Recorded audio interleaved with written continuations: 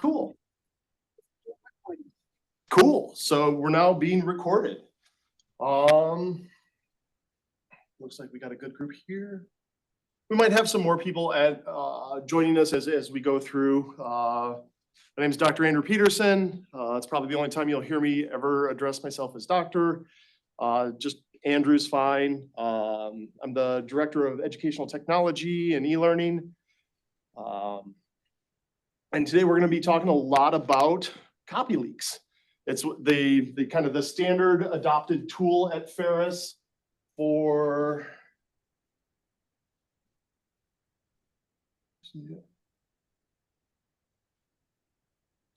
we'll just say start. We're gonna close that. All right, sorry.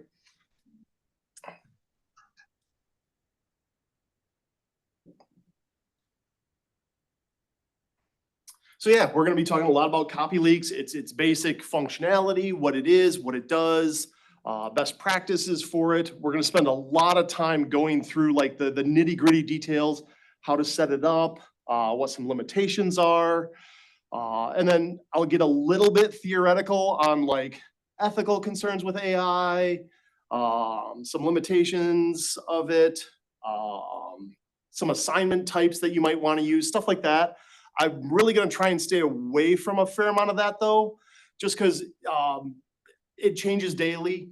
It's a active conversation. It's something that's probably going to be very specific to your discipline. So it's something that if you want to have more conversations about AI and specifically like what it's going to be like in your classroom, let me know. I'd love to schedule some time to kind of have that conversation with you, with your department, anything like that. I did just have a version of that with the English Language World Literature Department. I think I got that wrong. It's one of those acronyms. I apologize in advance. All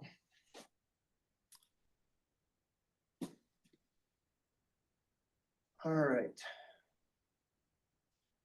So yep, that's what we're going to be doing today. So how many of you have used Poll Everywhere? Poll Everywhere. I always get that mixed up with Poll Anywhere. Go ahead and pull out your cell phone, if you've got it with you, and set up your message, the phone number to 22333. And then the first part of the message, include Angie buys 136 on there, like for the actual message itself. And then you're going to do a space, and then you're going to say, in this AI training, I will. So start typing that in after Angie's account. And then use the middle button to finish the sentence. So you're gonna basically be sending a text message. The phone number is going to be 22333. And then in where you usually start typing in the message, you're going to have to include Angie buys 136, and then space, and then in this AI training, I will. And then there should be like a predictive text button on your phone, where if you tap the middle button, it'll pre-populate the conversation there. And when you get to the end of a sentence, a thought, something that looks grammatically correct-ish, hit send.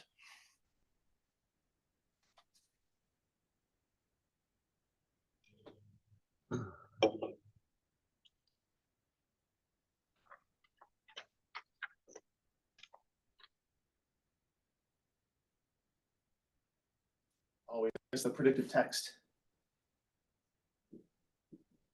So we're starting to get the answers coming in here.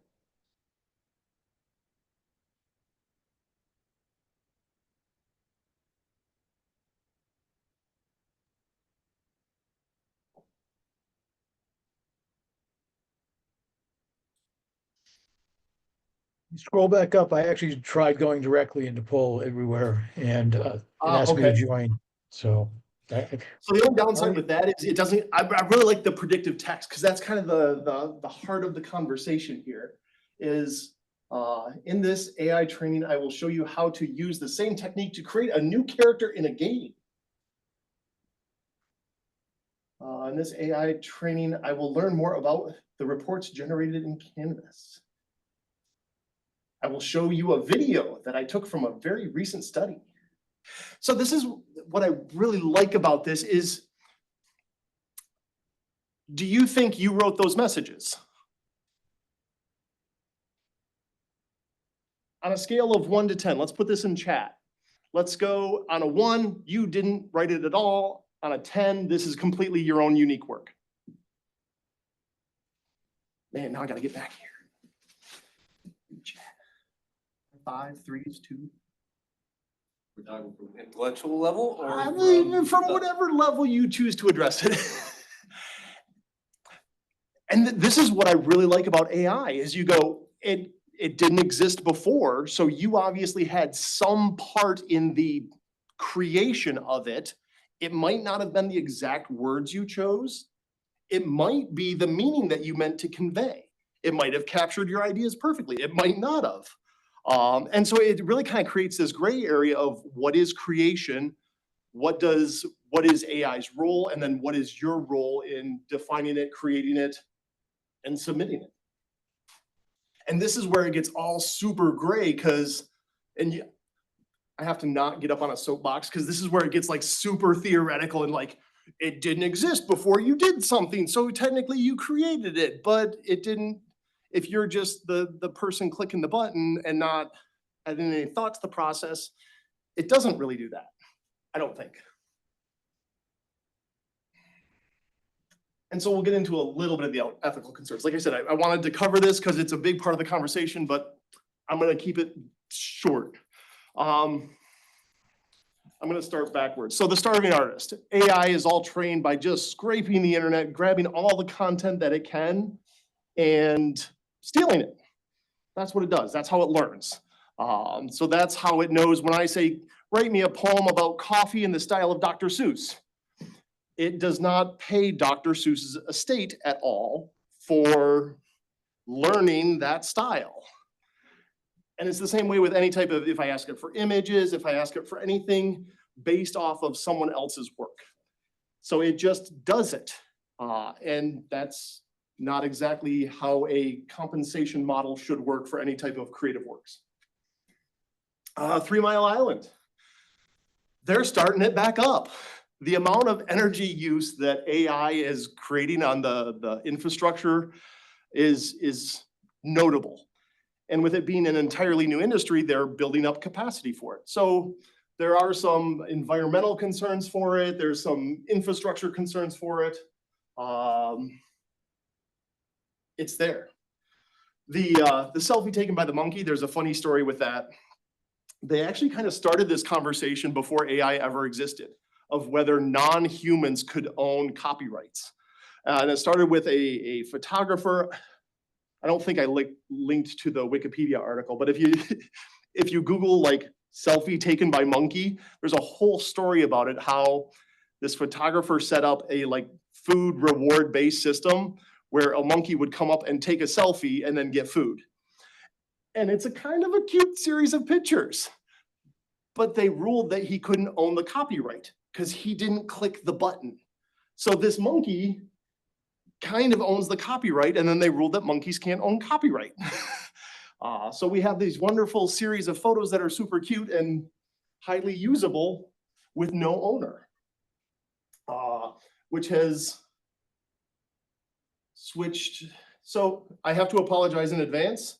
For some reason, the camera here periodically turns off. Just cause. So when it does that, if you want to let me know, it'd make me feel like you're actually watching. But that's why the, like I said, kind of one of those concerns. Thank you. Sounds like we got a tour coming through. So most of the AI is based on large language models. There's a whole technical lecture that we could go into. I'm super interested in it. I might be the only one. So I linked a 5-minute video. And if you're interested in it too, on your own time, you should click that.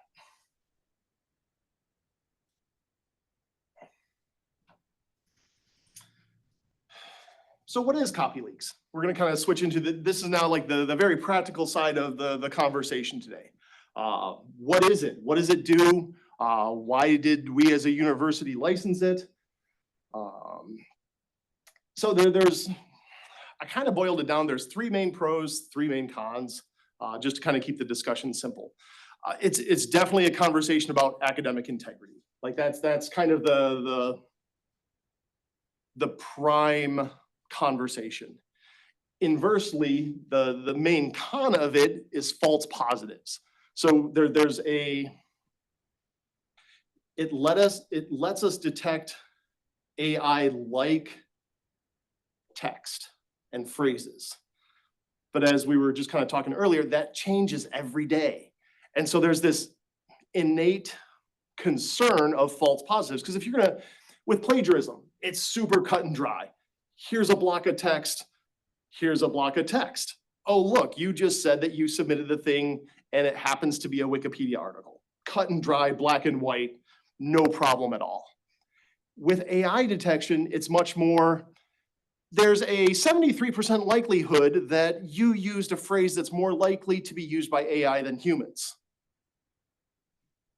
And it's kind of left at that. So it's much more of kind of a nuance there that's not as black and white. And that's one thing I really want to make sure that everybody takes away from this is it's a tool that shows likelihood. That likelihood changes. The applications change, the AI bots change, the technology behind them change, what they're trained on changes. They just had, what tool was it? Grammarly. Grammarly just sold or licensed their writing recommendation tool to ChatGPT. So if you're using Grammarly, you're used to Grammarly. Grammarly on your mind is a ethical thing that you're like, yeah, it's helping me make better choices for words. If now you go from words to phrases, those phrases are definitely being generated by AI. So when AI detects someone using Grammarly, it's going to flag them as using AI. If the individual thinks of Grammarly as not AI, you end up with a very interesting discussion with the students. I'm seeing stuff coming through chat. Is there anything I should? Yeah, so Denise had asked, so how does the lack of reliability impact how we check student work? Great question. So that it's a check, it's a conversation. I just don't want you walking away here feeling like if this hits, if it's 100%, I'm going to fail everybody. I often said the same thing even with plagiarism, just because I'm not confident in absolutes in technology. I think I've been geeky enough and nerdy enough long enough that I've seen conditions where I've been like, it's like 99% sure. And for some reason, someone calls me when it's the 1%. So it's a great tool. It's a great conversation starter. It lets students know that you know, that they know, that you know that what they're using is probably AI.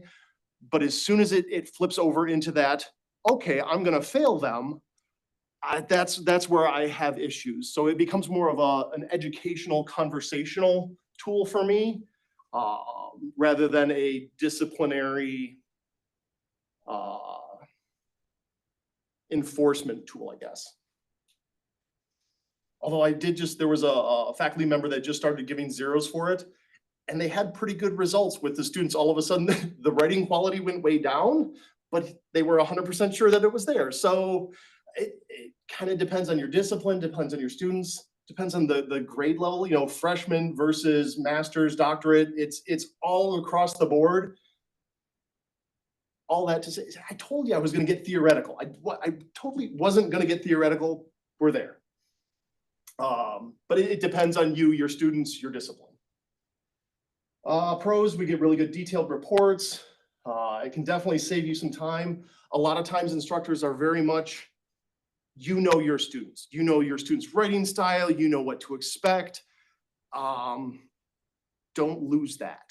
Like that is the best possible AI detection tool because it's you knowing your students. There is a little bit of a learning curve to it.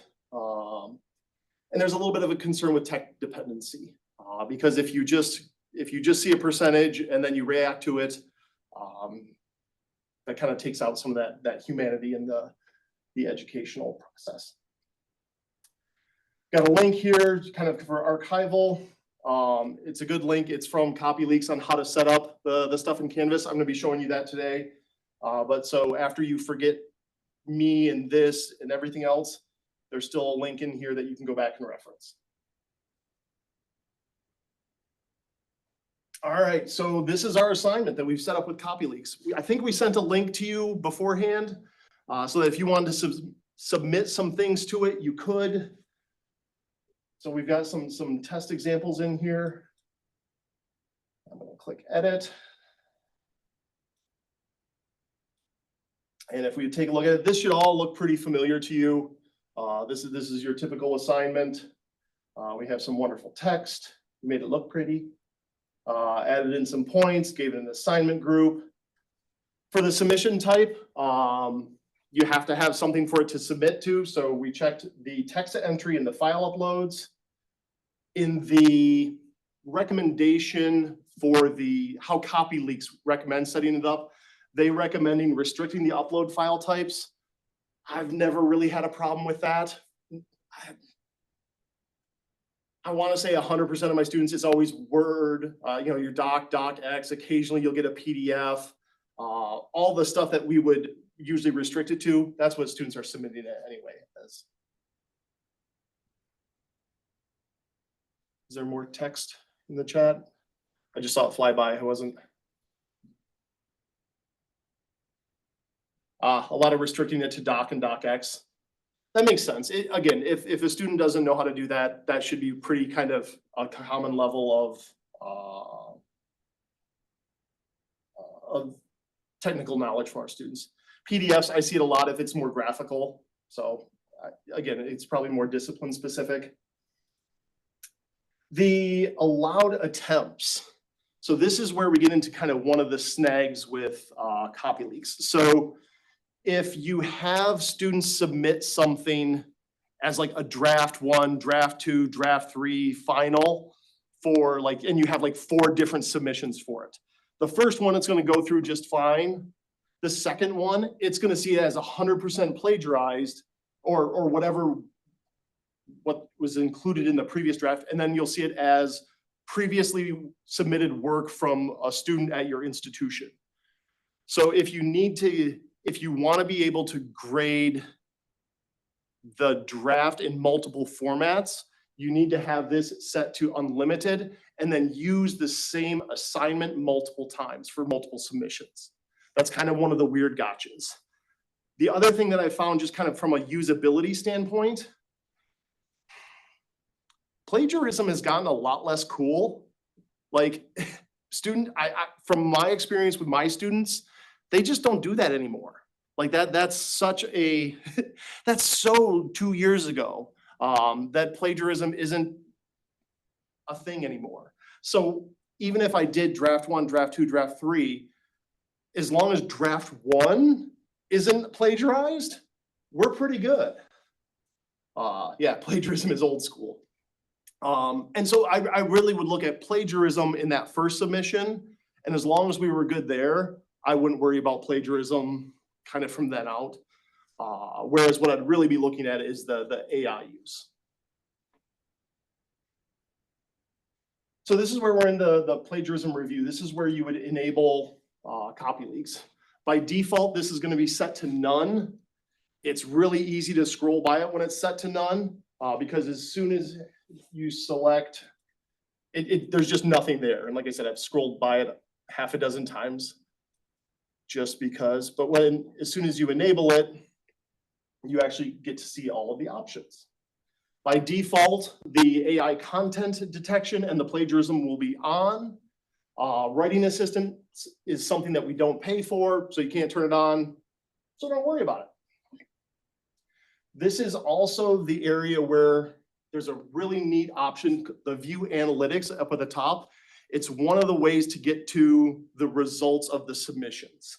It's a really nice overview as opposed to the individual student view that you'll get in the gradebook. But just to go over this one first, when we click on it, you can see all the data for all of the students for all of the submissions, which I really personally like this view the best because I can do a quick scan and I can see the plagiarism and I can see the AI content. There's a really good example in here. Yeah, this one. So it looks like, I believe someone here submitted this. Is there anyone that's like, yeah, it was me? Oh, all right. So this is one that I'm pretty sure was submitted as an actual student assignment before. And I really appreciate the anonymizing of it because Professor somebody and John Doe, I'm not saying that, but yeah, it's probably not real names. I don't think it was actually due in 2037. But what you can see here is I gotta move that.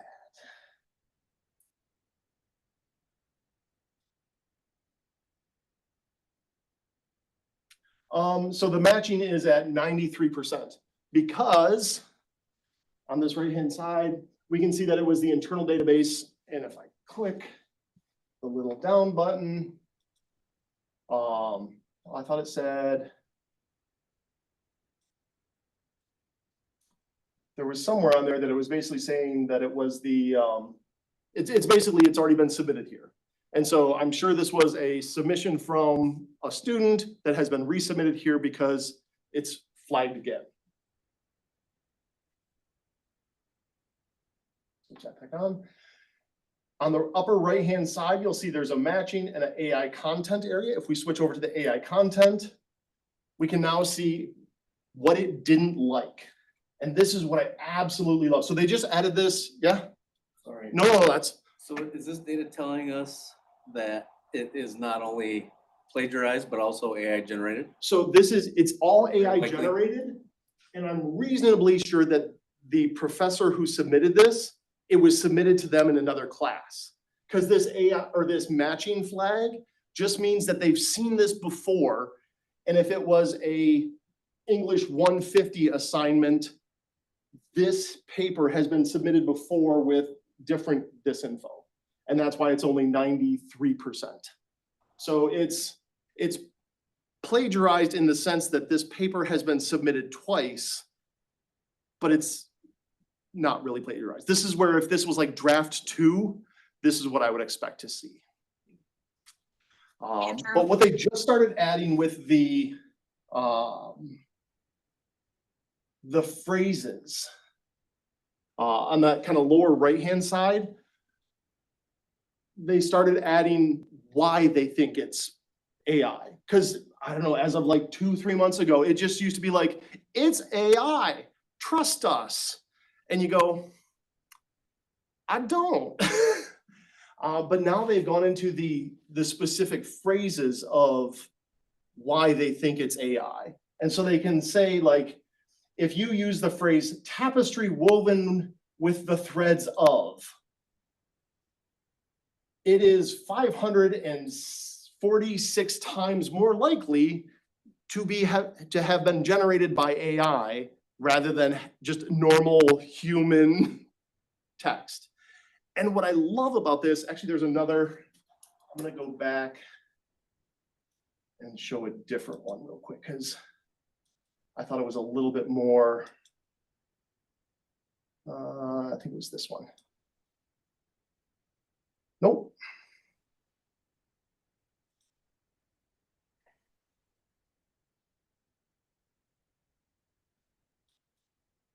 There we go.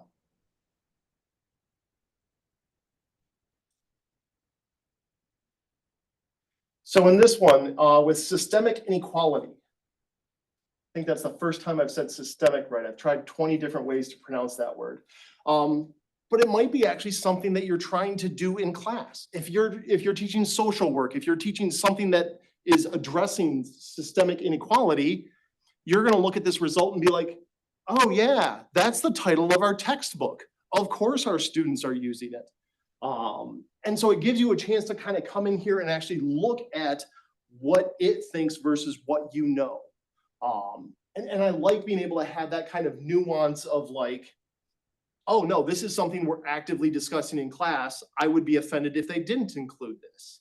So it gives you that very granular detail of why does this tool think that this is AI generated?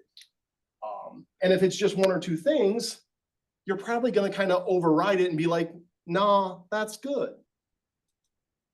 Whereas if you see multiple examples of different phrases that are very not typical of what you would expect, your confidence in it being AI generated should go up.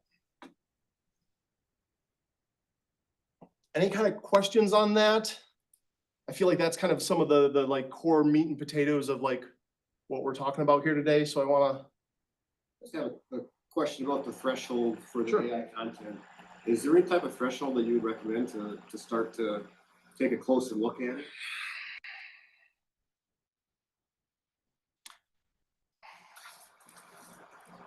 No, 50%. It's kind of your comfort level. I would say any oddities that you see. So if you're all at 0% and there's one at 20%, I'm going to click on it. If you're all at 30% and there's one at 40%, you know, that like it's more of an interpretation of the whole rather than like a magic number that's like bad. I used to say that all the time. Plagiarism was the same way. There were some faculty on campus that were like, if you hit 20%, you automatically fail. And then they would assign them to cite 20 papers and every citation and quote would flag it. And you're like, there's not a magic number that's all of a sudden bad. It's just is it outside of your expectations?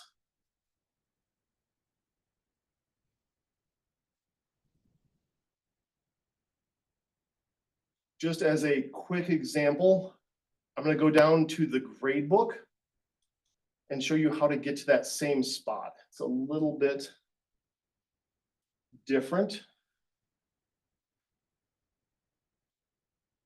But if we go to our student and we see the submission, and I look at the speed grader, you're going to see by default here, it always defaults to the plagiarism percentage.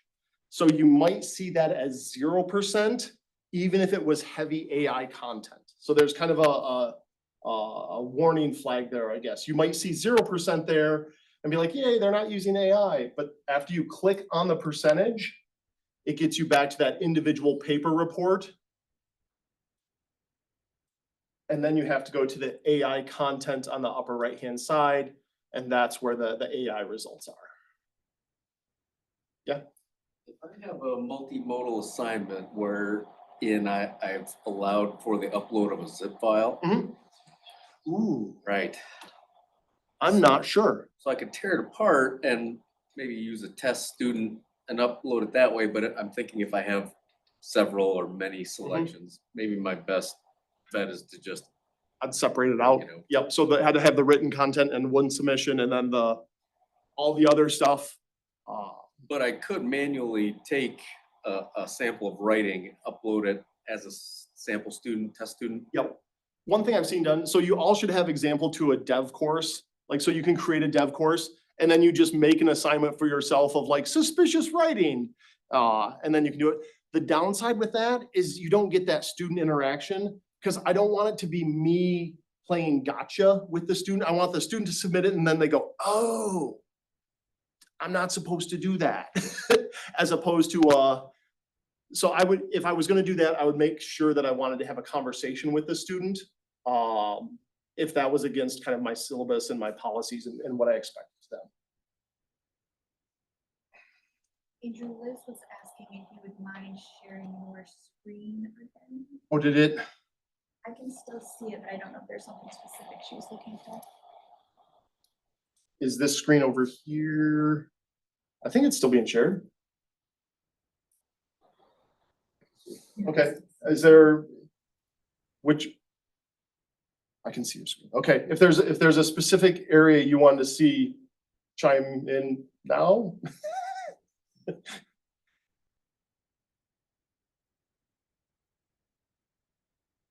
think Andrew Denise asked the question, second from the bottom there, that's a good question. That, is there a way to change how the system works to make speed graders show AI No. instead of plagiarism not as yet. the initial percentage?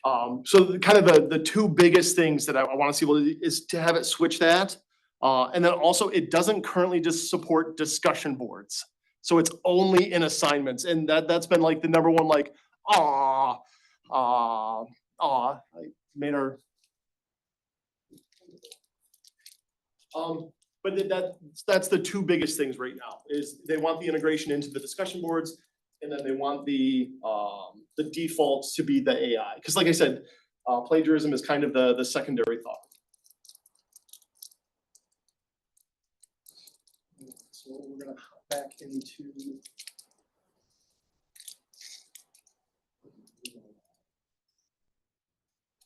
Awkwardly head back into the course.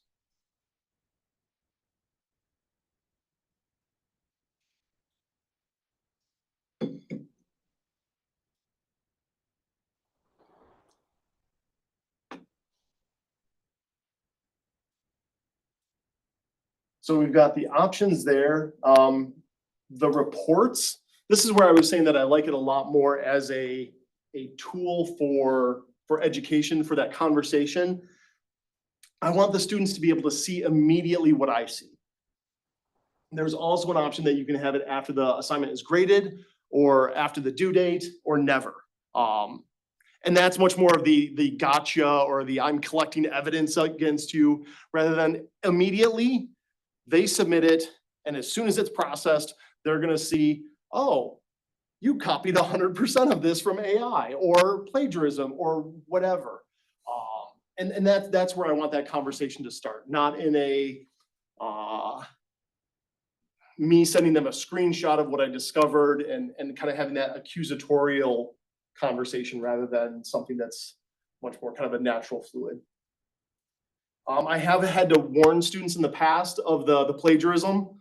Like I was just telling you, if it's a draft that they've submitted previously, I want to let them know up front, hey, just so you know, you're probably gonna this is gonna get flagged as 100% plagiarized because it's against you. Denise was wondering how students see that. She's not sure if hers have ever looked at it. Okay, they would see it the same way. So when they submit it, they should see that same. I think I can switch over to student. They should see the same percentage there in the results in next to their grades. So you can kind of direct them that way. The group assignment, everything else is pretty typical assignment stuff. There's nothing unique there.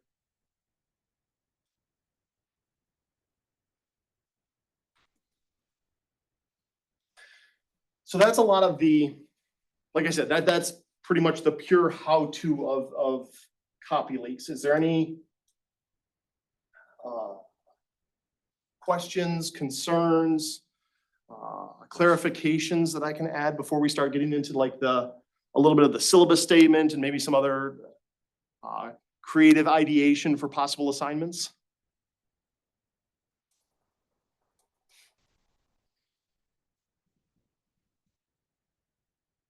Okay. So the university, probably about a year ago now, actually came up with sample AI statements. And it's super vague. It's everything from, sure, it's okay, sometimes it's okay, to it's never okay. And it's all things for all people. So you go, it's as useful as you want it to be. It's very vague though. So I guess I like more specific things. So one of the things that I was able to find, seems like it was about a year ago, maybe a year and a half ago, was this second link. The syllabi policy. It's a little bit of a tongue twister. And there's 77 pages of other statements from other people, from other institutions, from other classes. And it ranges from, if you look at AI, you're a bad person, to it's required and you must use it to complete this course. But I like the tangible, like, this is what other people are using. This is what they've found success with. And so I wanted to make sure that that was available to you. So you can kind of go, shopping cart method on it and kind of scroll through. Feel free to search for keywords in your discipline, and see what kind of rings true with your educational philosophy and how you use AI in your space.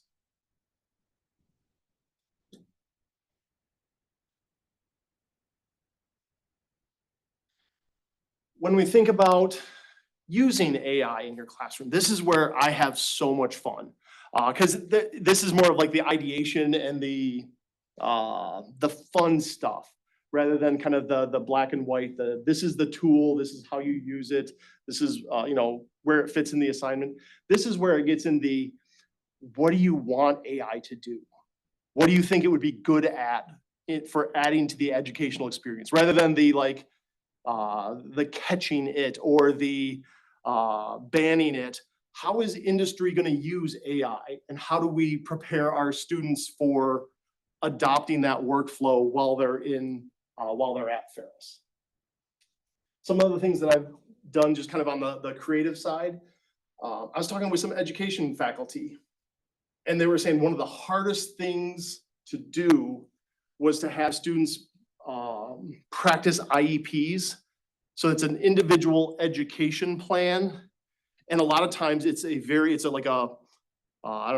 of like 5 or 6 people, and it'll be the parents and the students and the school administrators and the teachers, and they all get together and they figure out what accessible or what accommodations, that's the word I'm looking for, would be appropriate for the student. And when they try and role play in the classroom, it's a classroom full of educators, so everyone's like, yeah, that would be great. And everybody's all on the same page, and so it's a very natural conversation.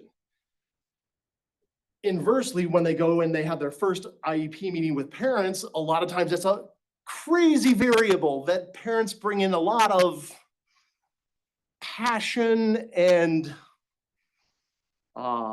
dynamic conversations to the table. And so you can kind of program an AI bot to go, pretend you're a parent who's a single parent who just got off a 12-hour shift, who, has multiple personality disorder, a 3rd grade education, and you can just throw out every possible negative or positive variable that you want, and then have the students practice that conversation in widely varied dynamic environments. And it gives kind of students a more interesting conversation to have, rather than sitting with their peers going, gosh, that sounds great. So it really helped to kind of add variables to the conversation without increasing the workload of the faculty member. Another one that I've used, I didn't,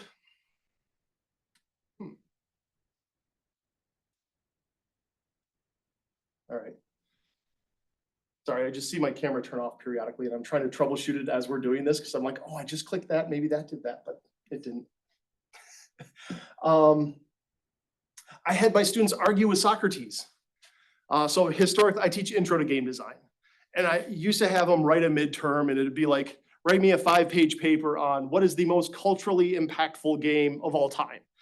And I'd get 17 papers that were borderline identical. And it was boring for me as an instructor to read. I set up a bot to pretend to be Socrates, which Socrates is known for just asking, never giving a straight answer, but always, the Socratic method. They would always answer a question with a question. And so I told the students to have a debate with Socrates about what the most culturally impactful game was. And I'm like, do it for a half hour or an hour, and then copy and paste the whole results and call that a paper.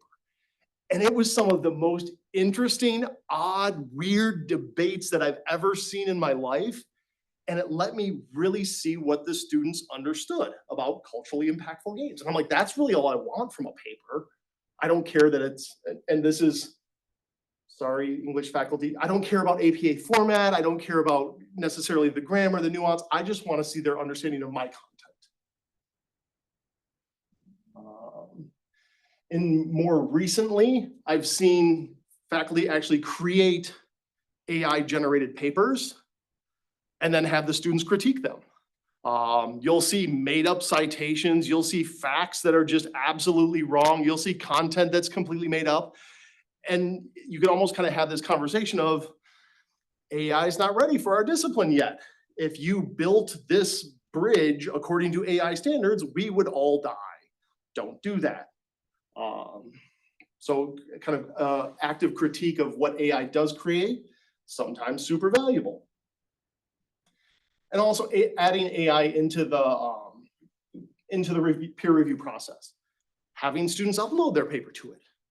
Have it critique the language. Have it critique the content, the audience. You're giving students access to this 24/7 peer review tool. Why not use it? See what it has to say. Has anyone else incorporated AI into their class? Any kind of cool examples? Slippery slope. Always. I'm just going to keep hitting that button. I've been using advanced audio after I review a concept, actually go into the AI and have a conversation. And it's real powerful to hear it reinforced. And sometimes it hallucinates, and now we get the critical thinking piece in, which is kind of nice. I had, it was probably about, a couple months ago now. There's a tool called Notepad LM, which is from Google. It's free. You can upload any digital content and it'll make a podcast out of it. Actually, and so if Notebook you've LM. got, yeah, Notebook. Yeah. Yep, Notebook LM. Yeah, it's really And good. it's kind of cool because if you've got some very heavy content, you can upload it to there. And now all of a sudden you've got an 8-minute conversation between two fake AI bots. It's kind of cool. My daughter messaged me and she's like, have you heard of this? She's like, I'm uploading chapters of my textbooks and then listening to a podcast about it. I'm like, that's kind of cool. The new feature is call-in button. Yeah. So you can have a conversation with the podcasters in real time. So I started playing with that and I wasn't sure if, is that included on the recording? I don't know. I haven't used it. Okay. But I've seen a video of it being used. Okay, I did the same thing. That the was just first time it was just you added hit the about a month button of ago. like interrupt the podcasters. It's funny because they're like, whoa, look who broke the fourth wall. And you're like, I'm being insulted by podcasters that don't exist, that are talking about, okay, that it took it a step too far. And I'm like, I can't process that right now. I'm gonna step back and I'm still just excited about it being, again, just generating I uploaded my dissertation, little ego there, but I'm like, yay, AI bots are talking about things I did, which was kind of cool. But again, it made the content in a different medium that some students might be able to relate to more. And I go, especially if there's like some heavy technical documents, it's different if that's the core learning objective. But if you just want them to understand kind of surface level of what you're talking about, it seems like a great way to kind of break it down into simple concepts and listen to it.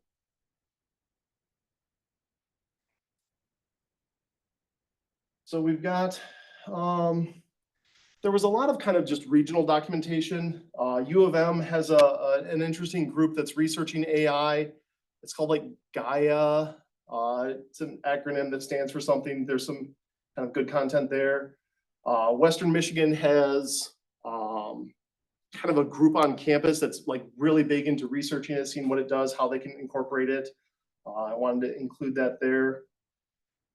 We don't have time for this today. I'm super curious about this though. This is extra credit points for when the grades don't matter. if you feel like it, I would appreciate it, but there's no like, it's not an assignment, it's not official. But I would love to see what your discipline is saying about AI. Because it seems to be very, very across the board.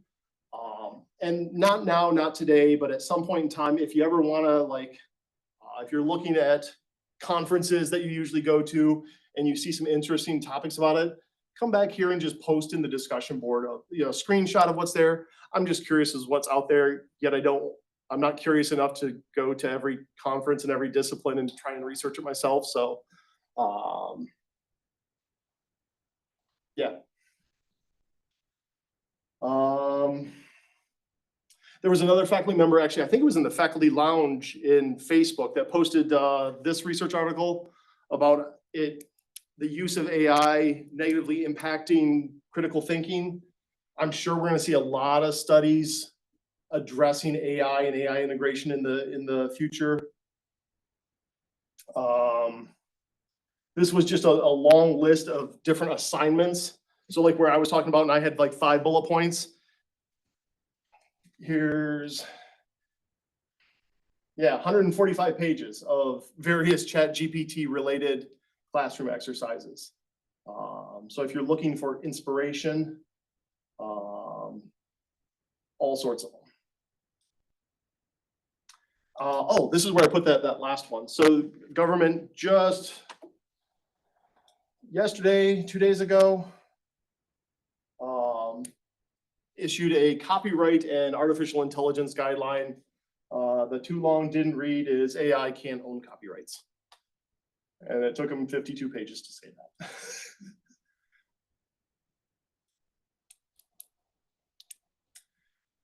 So I guess the official homework for today, we do have, so assuming you've all added your name, your discipline in Zoom, there's a $50 stipend for showing up today, being part of this conversation. And then there's an additional $50 stipend if you complete one of these assignments. The first option is to put a copy of your syllabus statement and also write a little bit on how that reflects your personal teaching style, discipline. The second option is actually doing an assignment and then writing the same thing. How does this reflect the discipline, the industry, or your teaching preference? I suppose I should pause for a second. Any questions on that? I like to think that I wrote clear directions, but I also know better. Andrew, will you just, excuse me, show us where that is? Again, Sure. what class this is in, what that, I think I've got 2 of them, so I never know which one. Okay, can you put a link to the class in chat? So it should be called like e-learning training. E-learning training site. In the email that I sent Yep. earlier too, but I'll go ahead and put a link to the course in as well. Yeah, there you go. I think Denise did. Directly to the, oh, she did? Yep. Okay, thank you. I guess the other kind of one disclaimer I want to say is while we offer these stipends, we always pay them out at the end of the semester. We were talking with our accounting people and they said, please, for the love of God, don't do it every month. Collect everything up. We'll do it at the end of the semester. So usually about a month after the end of the semester, we process everything.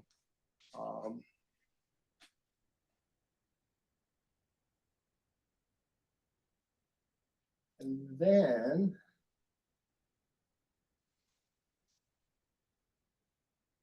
on the next page, we have a survey for you. And we also have, did we include the link or the graphic for the other training that we were doing? Yes, it's at the bottom. Oh, thank you so much. I suppose I shouldn't just scroll past it. Nope, it's So this is what we did today. These are the learning objectives. Hopefully you've gotten a much better understanding of Copyleaks. We talked a little bit about syllabus statements. And then we talked about a little bit of the ethical side and the assignments. This is a 100% AI generated summary of what we did today. This is the phenomenal team. You can contact us. And here are the future training sessions. So the next one we're going to do February 28th. It's all about using Lockdown Browser in your classes. Anything else today? The camera shut off. It keeps, Andrew, just curious if I get special royalties for you using my name in the title of today's session training? No, if we do what? if I get special royalties for you using my name in the title of today's training, does that, Did I, where's that? Oh, Dave. come I'm on, sorry, Dave. I can't do that. exactly, right? Okay, bonus points. Do you know where that's from? Not a clue. Oh. Okay, this was like, we talked about this way more than we probably should have. And I'm like, of course, everybody knows how that was like one of the original AIs that was 2001 A Space Odyssey. And this was the AI basically telling Dave that he couldn't like not kill him. He couldn't open up the bay doors. So. All right, fine. I'm nerdy than everybody. One person got it. Yeah, okay. That's all. All right, nice. 2 people. Anyone else? Yeah, there you go. Okay, I feel slightly better. But I'm like, it's a nerdy topic. It's gotta like, all right. Thanks, everyone. We'll see you. I appreciate it. Thank you, everybody.